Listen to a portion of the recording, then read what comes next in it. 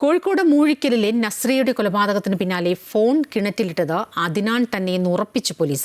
മരിക്കുന്നതിന് മുൻപ് അദ്നാൻ തന്നെയാണ് 3 ഫോണും കിണറ്റിൽ ഉപേക്ഷിച്ചത്. CCTV പരിശോധനയിലാണ് ഇക്കാര്യം പോലീസ് സ്ഥിരീകരിച്ചത്. മൊബൈൽ ഫോണുകൾ നശിപ്പിക്കാൻ ശ്രമിച്ചതിനു പിന്നിൽ ബന്ധുക്കൾക്ക് പങ്കുണ്ടെന്ന സംശയത്തിലായിരുന്നു പോലീസ്. കഴിഞ്ഞ ദിവസം ബന്ധുക്കളെ ചോദ്യം ചെയ്തതോടെയാണ് മൊബൈൽ ഫോണുകൾ സംബന്ധിച്ച ദുരൂഹതകൾ നീങ്ങിയത്. അടുക്കള ഭാഗത്തെ വാതിലിന്റെ താക്കോൽ പിറകുവശത്ത് തന്നെയാണ് സൂക്ഷിക്കാറുള്ളത്. ഈ വിവരം അറിയാവുന്ന അദ്നാൻ താക്കോൽ ഉപയോഗിച്ച് വാതിൽ തുറന്നാണ് പുറത്തെത്തിയത്.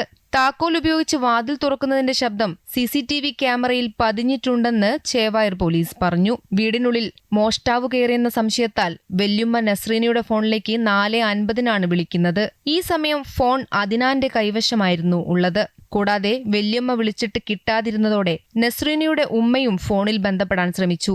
ഇതോടെയാണ് അദ്നാൻ പിറകുവശത്തെ വാതിൽ തുറന്ന് പുറത്തെത്തിയതെന്നും പോലീസ് പറയുന്നു. ഫോൺ കിണറ്റിൽ ഉപേക്ഷിച്ച ശേഷം വീണ്ടും വീടിനുള്ളിൽ കയറിയ അദ്നാൻ വാതിൽ പൂട്ടുകയായിരുന്നു. തുടർന്നാണ് ആത്മഹത്യ ചെയ്തത്. പുലർച്ചെ 5:10-ഓടെയാണ് അദ്നാൻ വാതിൽ തുറന്ന് പുറത്തുപോയതെന്നാണ് പോലീസ് പറയുന്നത്. നസ്രീനയെ കൊലപ്പെടുത്തിയ ശേഷം ആത്മഹത്യ ചെയ്യുകയെന്ന ഉദ്ദേശത്തോടെയാണ് അദ്നാൻ വീട്ടിലെത്തിയത്. സ്വഭാവദൂഷ്യം കാരണം അദ്നാനെ നേരത്തെ മർദ്ദിക്കുകയും ഫോണിലെ സിം കാർഡും മെമ്മറി കാർഡും നശിപ്പിക്കുകയും ചെയ്തിരുന്നതായി ബന്ധുക്കൾ അന്വേഷണ സംഘത്തിന് മുമ്പാകെ മൊഴി നൽകിയിട്ടുണ്ട്. അമൃത ന്യൂസ്, കോഴിക്കോട്.